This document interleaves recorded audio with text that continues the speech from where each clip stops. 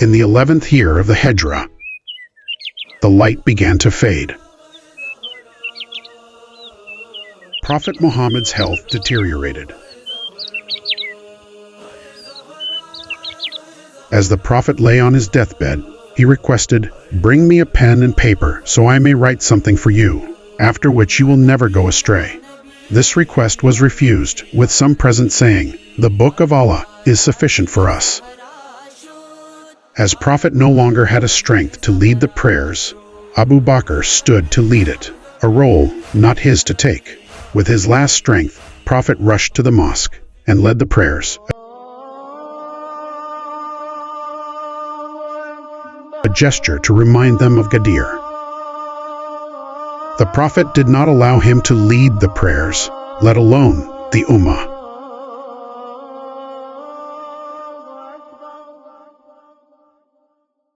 The Prophet on his deathbed, with only a handful of loved ones, including Ali and Fatima, was around him.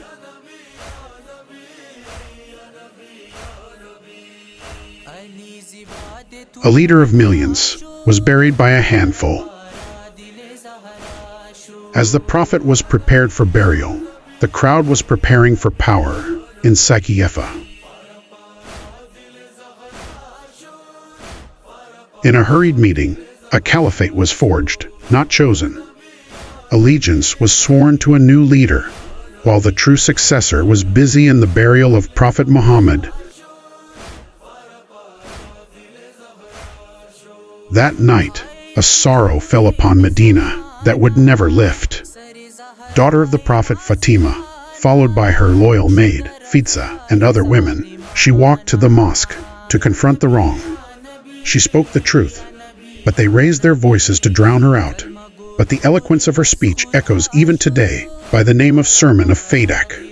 Proof was torn to pieces, a covenant shattered by force. Fatima, as goes from door to door, but they are closed in her face.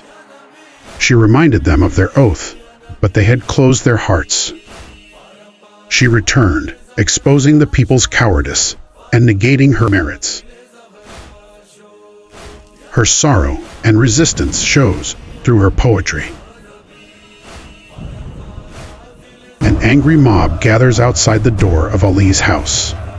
Seeing her truth as a threat, they came for his allegiance. The mob holds torches aloft, threatening the house. "Come out, Ali, or we will burn this door with all inside." Fatima stepped forward and reminded them of her status. They knew Fatima stood behind that door, and they did not care. The door is violently kicked in. Fatima is crushed. The door was forced upon her, extinguishing a new life within, revealing the oppressors and becoming a differentiator between truth and falsehood. Ali is forcibly taken away, his hands and neck bound by rope. The Lion of God was taken and dragged in the streeted Medina. Fatima, while injured, she cries out as Ali is dragged away. "O Ali, Allah is your protector." Her cry echoed to the heavens. They dragged the rightful successor through the dust of the streets.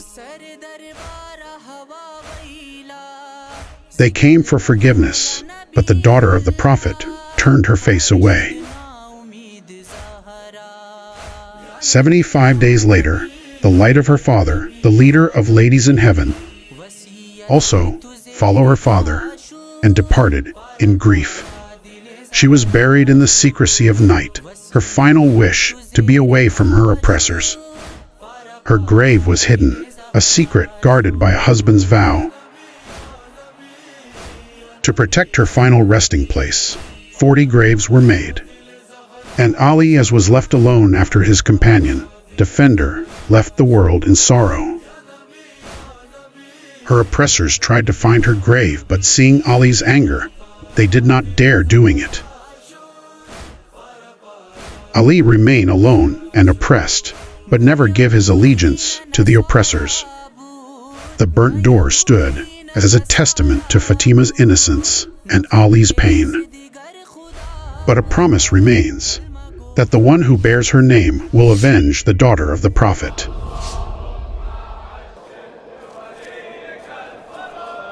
اللهم عجل لوليك اللهم